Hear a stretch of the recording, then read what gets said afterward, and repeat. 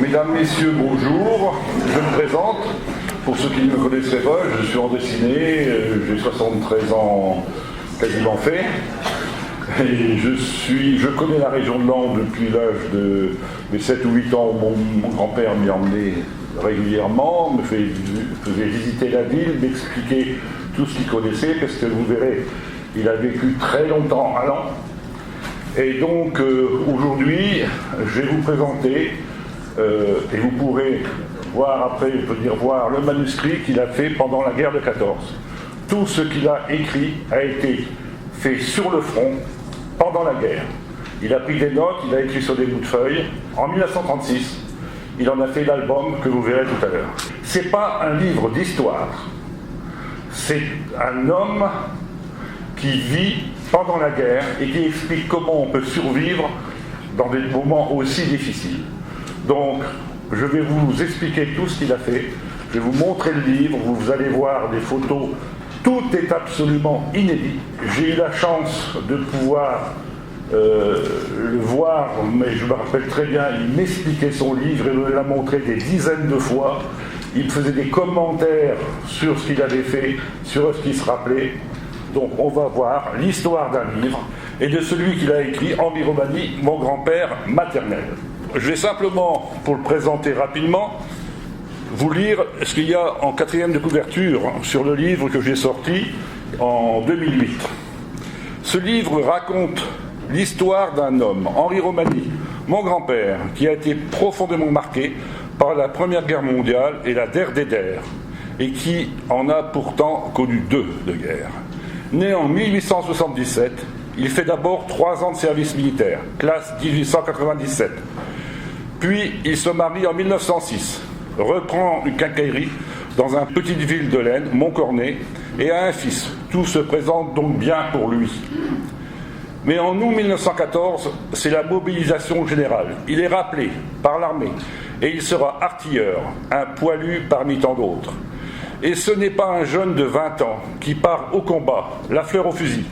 C'est un homme de 37 ans, marié avec un enfant, qui va observer tout ce qui se passe autour de lui avec un certain recul et l'expérience de la vie. Il décide de prendre des notes sur sa guerre, mais n'en décrivera jamais les horreurs et les carnages. Il ne photographiera qu'un seul mort, le dernier qu'il a vu sur le front. Il s'efforcera de raconter surtout la manière dont il vit au jour le jour, avec les anecdotes, les petites histoires quotidiennes, ses espoirs et ses peines, réalisant des croquis, puis des photos, plus de 150. Capable de s'émouvoir de la mort d'un oiseau qui n'avait rien demandé, mais ravi de taper dans le mille d'une tranchée allemande en la voyant exploser avec ses occupants. Il n'avait rien à faire chez nous, étant certain de faire alors que son devoir. Profondément catholique, il aura toujours confiance dans sa bonne étoile, Sœur Thérèse de Lisieux, et ceci pendant 49 mois. Après la guerre, il aura encore une fille, ma mère, heureusement pour moi. Il continuera sa vie en s'occupant beaucoup des autres et de ses petits-enfants en particulier, ne leur interdisant qu'une seule chose, de jouer avec des armes. Alors voilà l'album original. Ça, c'est le recueil qu'il a laissé et on va le regarder dans le détail. Vous avez sur la gauche, là, donc on va voir ça en gros plan, le détail de ce qu'il y a dans cet album. 520 pages, 258 photos du front, 41 croquis sur le vif, 39 cartes postales de Rubine, plus correspondance, 10 cartes état-major, emplacement des batteries, 6 panoramas du front. Là, vous avez sur la gauche le temps, son premier déplacement. Il se promène, en fait on l'envoie, il doit ravitailler en obus les artilleurs. Oui, mais il ne les voit jamais, parce que ça bouge tellement vite, il arrive toujours, ils sont partis. Et il y a détail de la carte de l'Aisne, jour après jour, partout où il va, il raconte ça absolument dans le détail, comment il vit chaque jour, comment il vit dans le froid, et ainsi de suite. Et La première chose qu'il fait quand il est parti sur le front, il écrit à sa femme: Ma chère Noémie, maintenant que le dur moment de la séparation est passé, que nous sommes éloignés l'un de l'autre pour un temps inconnu, que Dieu seul prévoit, laisse-moi chercher quelques paroles de consolation. Je voudrais, ma chère Noémie, que par amour pour moi, pour notre fils, pour ceux qui restent ici, tu fusses la consolation de tous ceux qui pleurent. Je voudrais que tu puisses trouver en ton bon cœur des paroles qui consolent. Je ne lis que le début, bien entendu. Il est à Montcornet. Il avait une quincaillerie. Sa femme, donc, reste et tient la quincaillerie sur la place de Montcornet, aidé par son père, Alexandre Menu. Ils sont dans un pays... Montcornet, ce n'est pas un village où on se bat. C'est un village de repos pour les Allemands. On est derrière la ligne de démarcation. C'est-à-dire que là, c'est l'occupation allemande pendant les 49 mois. Même pour se déplacer, pour aller à un village à côté, il faut des sauf-conduits. Et là, vous avez par exemple 2 sauf-conduits faits à ma grand-mère. L'un, 6 août 1874, c'est-à-dire c'est simplement 3 jours après que lui est parti, il est venu sur l'An et a été mobilisé après les Tierney. En voilà un deuxième. Là, c'est pour sa grand-mère, et qui date du 27 août. Et il commence là, il est après, il met des cartes postales. Au début, il n'a pas d'appareil photo, il n'a rien. Et puis, il va expliquer ce qu'il va faire. Il appelle ça notes et coups de crayon. Profitant des avantages que nous avons d'occuper une maison évacuée, je reporterai sur mes carnets les notes prises en cours de route, à la hâte et griffonnées sur un bloc-notes au jour le jour, soit à cheval, en voiture, sur un talus ou simplement sur une botte de paille. Tour à tour gai ou triste, ces mots seront la fidèle reproduction de mes pensées et de ces heures vécues. Ensemble, nous parcourrons les champs de bataille et les villages incendiés. Nous verrons aussi de belles choses, sites merveilleux, paysages charmants. Nous aurons certes des jours pénibles, mais il y aura aussi d'agréables. J'éviterai de parler des communiqués officiels, que chaque jour nous donnent les journaux, pas toujours d'accord avec la réalité. Il faut que les civils tiennent jusqu'au bout. Alors évidemment, ce que je vous présente, je ne vais pas vous présenter l'ensemble des pages, je vous donne une idée de ce qu'il y a dedans. Mais surtout, il commence à faire des croquis. Vous voyez là, il est à Lompont. Puis, le géant de Montreux. Il fait des petits dessins. Tous ces dessins-là, ce sont les originaux qu'il a collés simplement.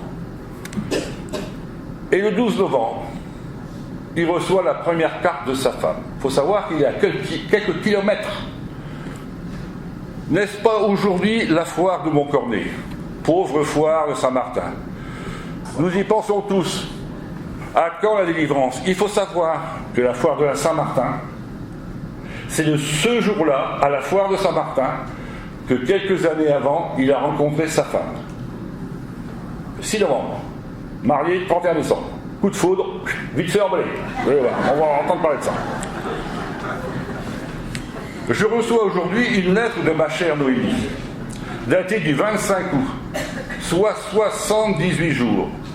Beaucoup de camarades reçoivent de ces nouvelles, vieilles nouvelles. Il doit en avoir des changements depuis ces temps-là. La carte elle raconte un petit peu donc ce que sa femme lui dit. Et là on continue. Là il est à Cerceuil. Il a une maison occupée, c'est là qu'il écrit ses notes. Et là, la maison est vide. Et il s'installe. Il disait, le plus près que j'ai été des lignes, c'était 200 mètres, où on voyait les tranchées. Ils peuvent tirer jusqu'à 15 km de distance. Alors lui, il dessine. Chacun s'installe. Cette maison-là, j'ai été la visiter il y a 6 mois. Une personne qui m'a acheté le livre l'a retrouvé. Vous verrez, elle n'a pas changé. Même à l'intérieur, il y a une pièce où il y a encore la cheminée d'époque qu'il a dessinée. Enfin, certes, des barres maintenant. C'est l'église, l'intérieur de Cerceuil. Ils récupèrent des journaux aussi, parce qu'ils ont certaines informations. Alors, ils collent ça. Vous voyez, Noël au campement. Ça, c'est ce qui paraît dans la presse. C'est comme ça que, en fait, dans les journaux, on explique la vie du soldat. Et puis là, on arrive en 1915. Ah, il reçoit une carte de bonne année, 75. Vous voyez, à au bout de 75, victoire. Il pense être parti pour quelques mois, bien sûr. D'ailleurs, c'est une chose générale dans tous les journaux de combattants. Pendant les premiers mois, ils écrivent tous les jours. Parce que cette guerre-là ne va pas durer. À Noël, ça sera fini. À Pâques, peut-être au pire. Donc, on écrit tous les jours. Puis vous allez voir qu'après, ça va être tous les 3-4 jours. Ça va être une fois par semaine. On résume. Des fois, c'est une fois tous les 15 jours. Plusieurs fois, ils marquent. Bon, un peu d'histoire. Ils racontent ce qui s'est passé. Parce qu'ils ne savent vraiment plus le temps que ça va durer. Donc, vous avez le texte, vous avez des abris. Alors là, il y a déjà une chose, vous voyez, il y a deux types de dessins. Vous avez un dessin en noir, et puis vous avez un dessin au bleu. Pourquoi ? Parce que, comme il commence à dessiner, son capitaine voit les dessins qu'il fait. Il en est émerveillé, et il lui a dit « Romani, vous allez travailler pour l'artillerie. Et vous allez faire les dessins, les croquis, le repérage des pièces que vous allez voir. Et comme ces choses-là, tous les dessins qu'il fait, il a même la possibilité d'acheter une machine à polycopier, les machines à alcool, vous savez, à eau. Et tout ce que vous verrez en bleu, ce sont des dessins qui ont été polycopiés, parce que vous allez voir qu'après, il a fait un journal qu'il a envoyé aux gens de Montcornet en passant par la Hollande. Tout un réseau. Ce qui est formidable, c'est qu'en fait, personne n'est jamais au courant qu'un soldat a pu faire ça. Mais là, j'ai les preuves. On continue. Vous voyez, par exemple, il est dans son abri. Vous avez en bas la chambre. Alors, il y a toujours des noms, c'est la Villa Jeanne, c'est... Et c'est bizarre parce qu'il a quand même l'impression de faire quelque chose qui va rester parce que tous ces dessins sont signés. Donc il pense, il espère que quelqu'un après pourra voir ce dessin.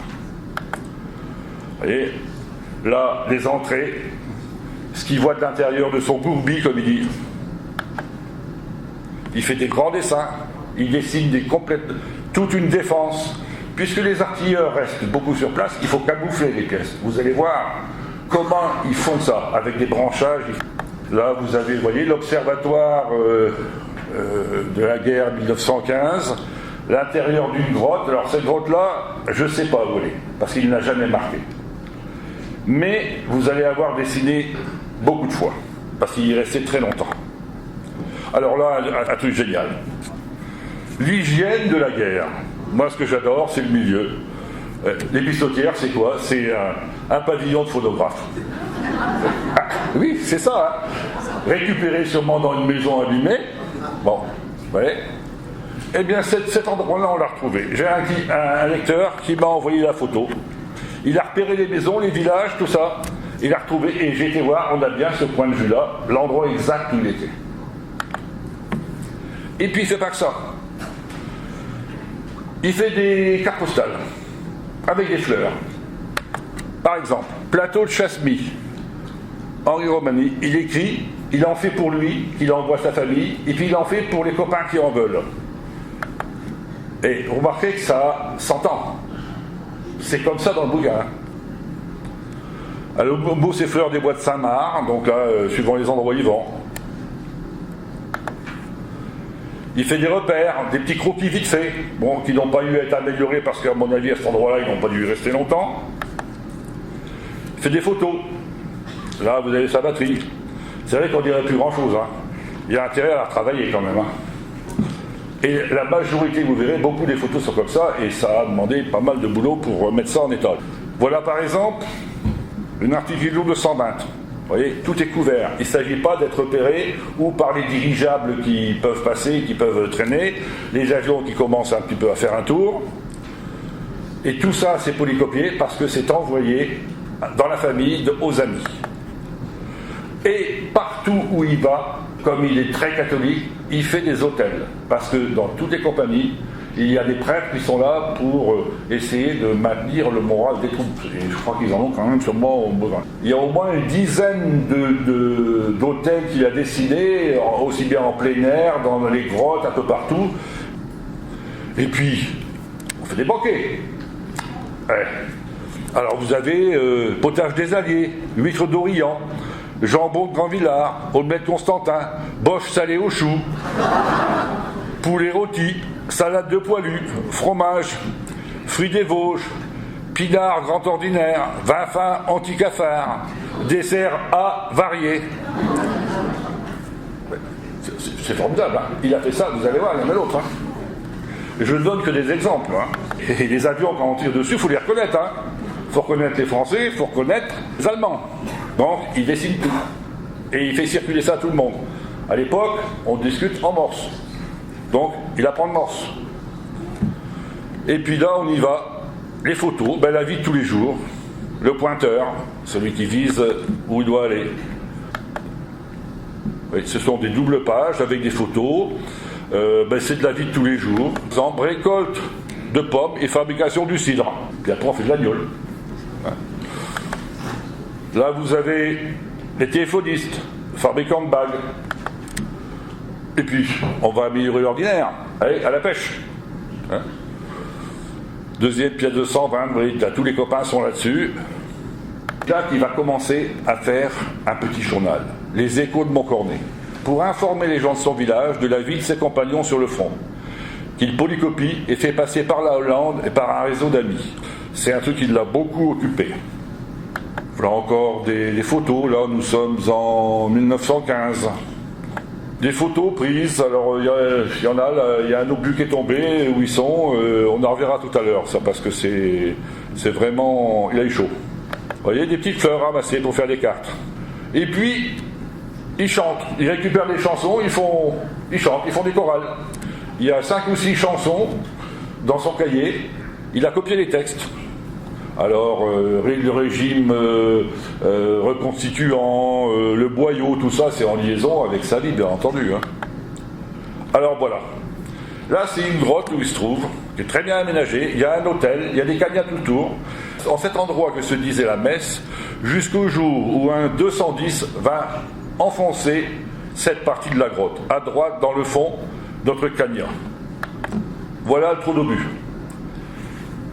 Ils sont en train de construire un renfort pour boucher le trou, et lui, il était à 3 mètres. Derrière, c'est sa cagnotte en bas à droite. Le 10 mai, un 77 est tombé à 3 mètres de ce trou. C'est un autre. Il n'est pas rentré, heureusement qu'ils avaient bouché.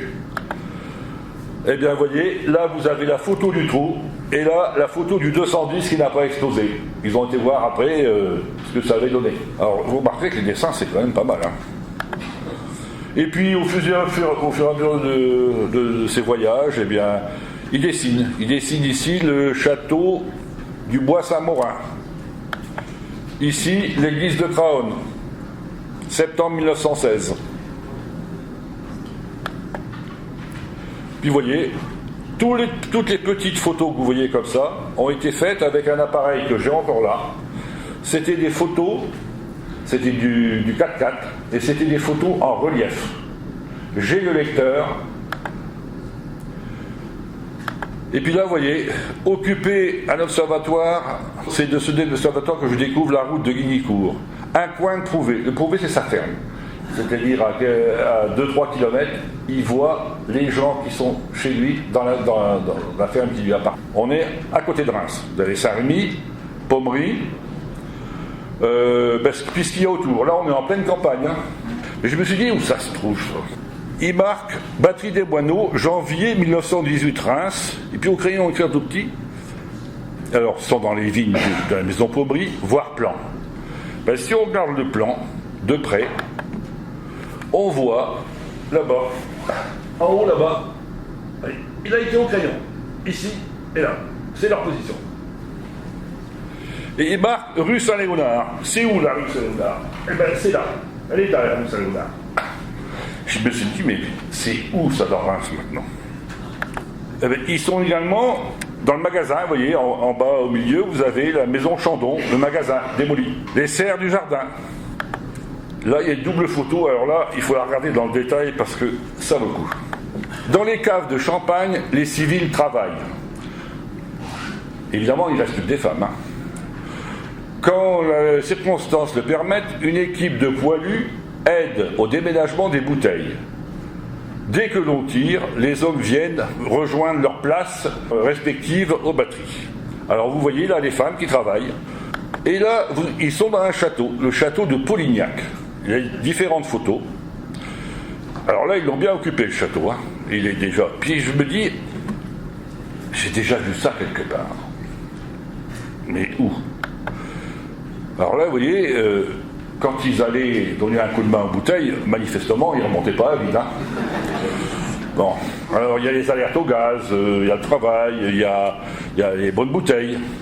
Et bien en fait, ils sont dans le château de Louise Pommery, marquise de Polignac. Ce château était à l'époque tout neuf, construit en 1904. Voilà le détail. Et c'est quoi ça? Eh bien c'est le domaine des Crayères. Vous voyez, on voit bien le triangle, exactement ça. Et il se trouve qu'il y a 2 mois, une amie, avec ma femme, nous venons de fêter nos 50 ans de mariage, a eu l'heureuse initiative de nous inviter à manger aux Crayères. Et les photos que j'ai faites, c'est là-bas que je les ai faites. J'ai la preuve. Là, et encore plus là. Je suis certain qu'aux Crayères, ils n'ont jamais vu des photos comme ça. Hein. Ils sont dans tout le domaine, ils restent pendant plusieurs mois. J'ai découvert ça il y a 8 jours, hein, en fouillant, en regardant dans le détail, parce que j'avais jamais fait attention à ces petites marques faites sur la carte. Il marque aussi le prix des munitions, parce qu'il note, c'est le ministère de l'Armement et des Fabrications de guerre, prix des munitions. Avant de donner l'ordre de tirer un coup de canon, songez à ce qu'il coûte. L'obus 75 est à 60 francs, soit à peu près 140 € de maintenant, à peu près dans ce qu'on va voir. Et celui de 155 à 520 €. Oui, mais qu'est-ce qu'il faut travailler pour faire ça? Eh bien, j'ai trouvé une affiche avec le prix du pain en 14. Donc en 1914, le pain blanc est à 0 francs 42 le kilo. Ça veut dire qu'avec 60 francs, c'est aussi le salaire moyen d'un ouvrier ou d'un cantonnier. C'est-à-dire qu'en fait, un canon 75 peut tirer 25 obus à la minute. Si on estime environ à 1 milliard le nombre d'obus, tout calibre tiré par les belligérants pendant les 4 années de conflit, 15% d'entre eux n'auraient toujours pas explosé. Et c'est ce qui pollue encore nos sols. Maintenant, il faut savoir quand même que l'Aisne est le plus grand terrain qui reste pollué d'objets de la guerre 14. Hein. C'est le plus grand terrain militaire qui reste. Hein. C'est-à-dire que quand on tire 25 obus à la minute, on tire 25 salaires à la minute. Imaginez le prix que ça a pu coûter. Alors on continue. Alors vous voyez là, ça se ralentit. On est en mars 1916. Un peu d'histoire. Donc il a... Non, 18, pardon. Il résume. Toujours des photos. Vous voyez, août 1918. Il marche dans les possibles vers les Allemands. Et puis, il collectionne, il a ramassé après des cartes postales des pays qu'ils ont traversés. Et vous trouvez ça collé à l'intérieur de son cahier. Ça a été donc rajouté après. Après 45 mois sur le chemin des Dames, il est envoyé près de Verdun comme instructeur. Il va y rester 3 mois. Alors là, toujours pareil. Vous avez l'heure des communiqués fantaisistes, comme dit la roulante. C'est là qu'on reçoit les lettres, le courrier. Plus personne ne croit aux journaux qu'ils reçoivent. Oui, mais là, eh bien, à Verdun, il y a ce qu'ils appellent, au camp de Sarcelles, le tombeau de l'artillerie. C'est là-bas. Il y a eu un cimetière qui a été spécialisé dans les morts d'artillerie. Alors, toujours des photos, au fond d'une grotte, on y reviendra tout à l'heure. Alors là, un poilu débrouillard, jeu de cartes, papier à lettres, etc. C'est forain dans le civil. Et là, on découvre le repérage par le son.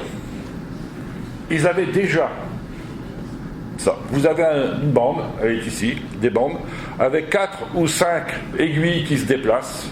Ils mettaient des micros, en généralement 4 ou 5, à des distances bien connues les uns des autres, tout arrivé sur un enregistreur qui notait exactement la position des sons.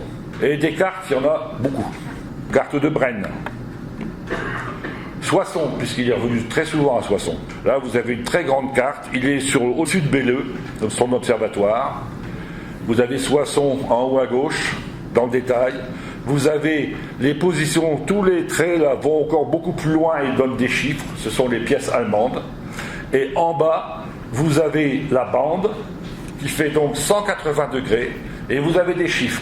Ce sont les positions repérées pour les tirs des pièces allemandes. Et quand on voit à gauche là-bas, là, quand c'est rayé, c'est qu'ils l'ont rayé. Et c'est qu'eux aussi ils l'ont rayé la carte. Et là, vous avez un morceau du panorama surveillé. Évidemment, avec toutes les positions de tir correspondantes.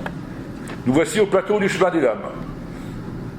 En rouge, tout ça, c'est la ligne du front. Alors, on va aller voir ça un peu plus dans le détail. Vous voyez, Craon, la petite croix qui est là, c'est lui. Il est là. Il est au bois de Beaumarais, c'est-à-dire la butte qui se trouve en face du plateau de Californie. Le plateau de Californie, il est là-haut. Et là, pris en photo, avec les jumelles à ciseaux. Donc on pouvait voir sans risque de se faire tirer. Et il y a même son gourbi. Ils font même pousser des fleurs. Il faut bien s'occuper, vous me direz. Et voilà, par exemple, j'ai trouvé une carte postale. Exactement sur l'endroit où il se trouvait.